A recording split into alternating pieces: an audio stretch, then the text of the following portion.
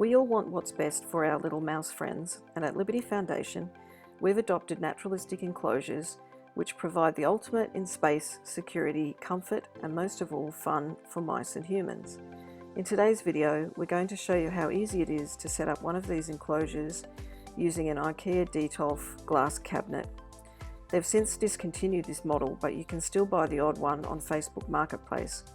This design would also work using the new model from IKEA called the Blalladen. You just assemble the glass unit using the instructions from IKEA, just don't use the door or shelves. We make our own lids for this enclosure using basic tools and construction methods. This isn't the only way to make a lid, and there are some great ideas online showing how mouse owners have adapted this cabinet. The idea is to create two well-fitting lids that don't have any gaps between the glass sides and the lids. To build two lids, you'll need some lengths of timber, a roll of wire, a handsaw, staple gun, and some wood glue. You need to measure the length and width of the enclosure at the top. The lid sits on the top of the glass sides. After you've measured and cut your timber, join the edges with wood glue and leave to dry. Then take a staple gun and join the seams with staples.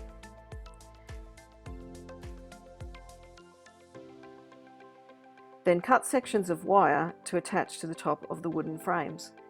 We use 2 layers of wire to provide extra strength for hanging toys and equipment. You simply attach the wire to the frame using the staple gun, making sure there aren't any gaps. Remember, if a mouse can squeeze their head through a gap, they can also get their body through.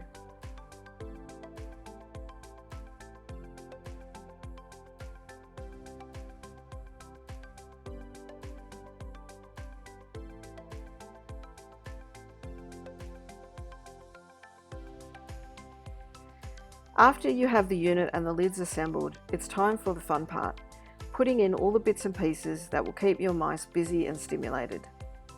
We use hemp fibre bedding as the base of the enclosure.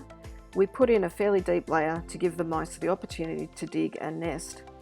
This is a fantastic product which absorbs moisture well and also odour. We only need to fully clean out our enclosures once a month and can house up to 8 mice using the Detolf cabinet. What's great about this unit is the internal metal frame, which means you can attach ropes, ladders, hammocks, and other aerial equipment to allow the mice the best use of the vertical space. You can use all kinds of stuff to create underground nesting areas, connected with a network of tunnels.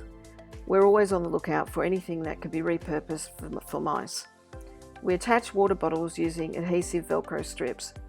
Just avoid attaching anything using sticky tape, as the mice can get stuck to it. The same concept works for other kinds of enclosures like large fish tanks. We've also used another smaller unit from IKEA called the Bagabo, which we use to house groups of up to 4 mice. The main consideration is that there's plenty of space to run and there is adequate ventilation. The whole enclosure should have a good airflow to enable any odour to escape and plenty of fresh air to breathe. We'll finish today's video with some examples of naturalistic enclosures we've set up for some of the adopters of our mice.